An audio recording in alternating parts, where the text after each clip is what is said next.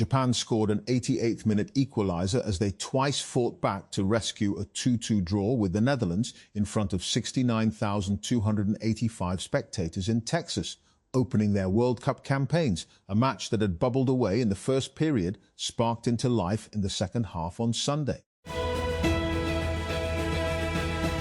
United States President Donald Trump has announced that a ceasefire deal with Iran has been agreed to and that toll-free shipping through the Strait of Hormuz will now begin. The agreement, later confirmed by Iran's Deputy Foreign Minister on Sunday, will immediately end hostilities between Iran and the US. 17 people have been injured after the wagon of a tourist train overturned in the Spanish town of Cartama. The accident happened just after 21:30 local time, 20:30 BST on Saturday evening, according to local authorities. The cause is unknown. Charlie Javis, the convicted Frank founder, is reportedly seeking a presidential pardon, with her camp quietly courting people close to the Trump administration, according to the WSJ. So far, her name hasn't turned up on a formal clemency request list at the Justice Department. It adds that list is growing fast. As the administration reportedly weighs handing out roughly 250 pardons this summer to mark America's 250th birthday, a wave of clemency requests is pouring in from white-collar defendants, including Sam Bankman-Fried. Two helicopters have collided in mid-air over the Brazilian city of Rio de Janeiro, killing all 6 people on board, local authorities said. Officials have launched an investigation into the cause of Sunday morning's crash over a western suburb of the city called Recreio dos Bandeirantes. UK. Prime Minister Keir Starmer is about to announce a ban on social media usage for children under the age of 16, according to multiple reports. While the government had previously revealed that it was studying options around a ban, both The Guardian and the Financial Times said that Starmer is now ready to unveil the policy in a speech on Monday.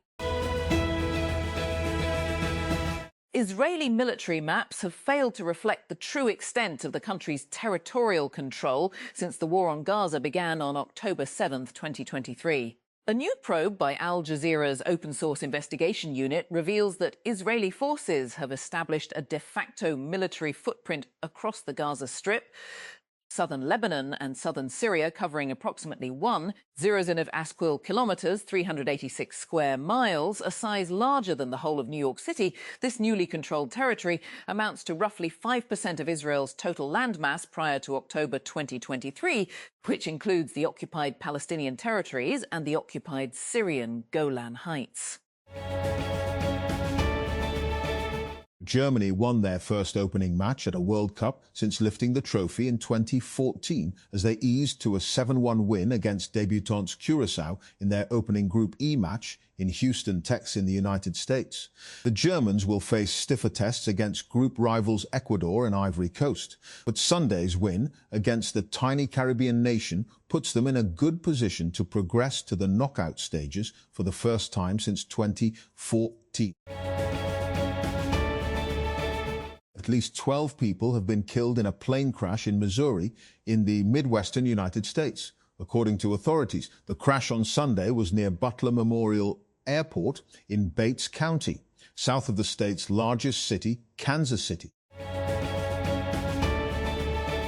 Former Formula One champion Lewis Hamilton won his first race as part of the legendary Ferrari team, capturing victory at the Barcelona-Catalunya Grand Prix in Spain on Sunday. The triumph came in his 31st race with Ferrari in a year of resurgence for Hamilton. The 41-year-old is in second place in the driver standings, trailing teenager Kimi Antonelli, who was seeking his 6th consecutive victory for his Mercedes team. Germany won their first opening match at a World Cup since lifting the trophy in 2014 as they eased to a 7-1 win against debutants Curaçao in their opening Group E match in Houston. On Sunday, the Germans will face stiffer tests against group rivals Ecuador and Ivory Coast. But the win against the tiny Caribbean nation puts them in a good position to progress to the knockout stages for the first time since 2014. Leaders of some of the world's largest economies will gather in France for the annual G7 summit this week. It's the first meeting since the start of the Iran war, which has led to clear divisions in the group, as members accuse the United States of a lack of coordination before launching its attacks. India made the perfect start to their Women's 2020 World Cup campaign with a 64-run win against Pakistan on Sunday. Harmanpreet Kaur's side dominated from start to finish in their opening group game of the tournament at Edgbaston. Russian President Vladimir Putin held a phone call with US President Donald Trump on Sunday, during which he congratulated him on his 80th birthday and discussed bilateral relations between Moscow and Washington, according to the Kremlin. During the conversation, which lasted just under an hour, Trump once again called for an end to the war in Ukraine. Kremlin aide Yuri Ushakov said, Thousands of protesters have gathered in Geneva ahead of this week's Group of Seven G7 summit, which is set to bring together United States President Donald Trump and other world leaders in nearby France. The demonstration on Sunday was led by the so-called No G7 coalition, which is comprised of more than 60 associations and groups, including Palestinian rights advocates, feminist activists and environmentalists. SpaceX went public this week in the largest IPO ever, making CEO Elon Musk the world's first trillionaire. Despite its name, SpaceX has been emphasizing the potential of its costly AI business. And competitors OpenAI and Anthropic may soon follow with their own public market debut. So on the latest episode of TechCrunch's equity podcast, Kirsten Sean O'Kane, I discussed what's looking like a hot IPO summer, and I Islamabad, as the PPP's Azad Jammu and Kashmir AK chapter on Sunday urged the region's election commission to withdraw the election schedule for 12 refugee seats in the Legislative Assembly. Information Minister Atolla Tarar called for a resolution to differences through democratic and constitutional means. Ahead of the July 27 elections in AJK, the Joint Awami Action Committee JSC, had called for widespread protests demanding the abolition of 12 seats in the region's legislative assembly reserved for refugees from Indian-occupied Jammu and Kashmir, who settled in mainland Pakistan after 1947.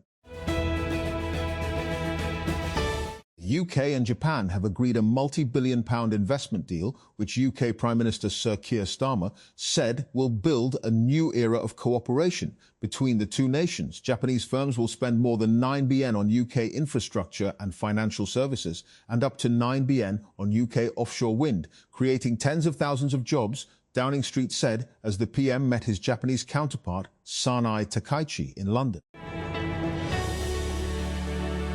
Lebanon state media have said at least 3 people were killed and 15 injured in an Israeli airstrike on Beirut's southern suburb on Sunday. The Israel Defense Forces IDF said it targeted a command center used by Hezbollah in Dahiyeh after the Iran-backed armed group launched aerial targets toward Israel. United States President Donald Trump has criticized Israel for launching an attack on Lebanon's capital, Beirut, on the day he has said a deal to end the US-Israel war with Iran could be signed. In a post on Truth Social on Sunday, Trump said the Israeli attack on Beirut should not have happened, particularly on a special day when we are so close to a peace deal with Iran. United States President Donald Trump has made a late endorsement in a Republican runoff for a key U.S. Senate race in Georgia ahead of the U.S. midterm elections. In a post on his Truth Social account, Trump threw his support behind U.S. Representative Mike Collins over former football coach and political newcomer Derek Dooley. Hundreds of pro-Palestinian demonstrators have gathered in the British capital to condemn an event promoting the sale of land and properties in illegal Israeli settlements in the occupied West Bank. Demonstrators outside the so-called Great Israeli Real Estate event in London on Sunday shouted slogans and held posters reading, "Stop Israel's illegal sale of stolen Palestinian land," and "Thou shalt not steal."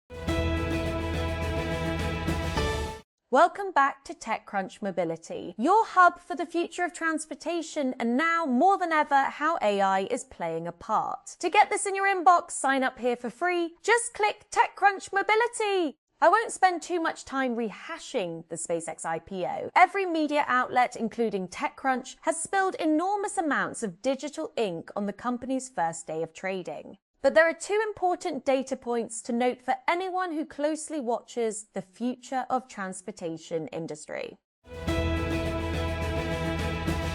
Teenager was shot and buses destroyed during chaotic scenes in New York City that marred jubilant celebrations for the Knicks' historic NBA championship win. The New York Knicks beat the San Antonio Spurs 94-90 in Game 5 on Saturday to clinch the title for the first time in more than half a century. Former Canadian Prime Minister Justin Trudeau has responded to criticism for skipping his country's first World Cup match to attend a USA game, where his girlfriend, pop superstar Katy Perry, performed. Sometimes supportive boyfriend duties call. But you know who I'm rooting for to take the cup. He posted on social media, adding a Canadian flag emoji. British anti-Islam activist Tommy Robinson said he was detained at Heathrow Airport on Saturday and had his phone seized after a week when he posted heavily online about racist and anti-immigrant riots in Northern Ireland. Robinson, whose real name is Stephen Yaxley Lennon, said on X he was held on Saturday evening for around 3 hours under the Counter-Terrorism and Border Security Act. With the US and Iran inching towards an agreement to end the conflict that began more than 3 months ago, it's clear that some factions in Iran are not happy about what's on offer. Hardliners have been taking to state media with harsh criticisms of the reported details of the Memorandum of Understanding, and some rallies have seen chanting against the negotiators. Bogota, Colombia. 2 women rush onto the floor of Colombia's Senate chamber. The radiating beadwork around their necks and the red and green of their clothing cut through the dark-suited crowd of legislators. One of the women, Claudia Kiragama, steps behind the wooden podium in the centre of the chamber. She pulls the small, silver microphone close to her mouth. It is a moment to celebrate. More than 360 people abducted by Boko Haram have been rescued in northeastern Nigeria. Former captives recount months of hardship, while families of those still missing say they are running out of answers for children waiting for their parents to return. For a few hours on Saturday, it appeared that the long diplomatic effort led by Pakistan to end the US-Iran war was approaching its culmination. President Donald Trump spoke of signing an agreement on Sunday, while Pakistani and Qatari mediators echoed the same with high confidence.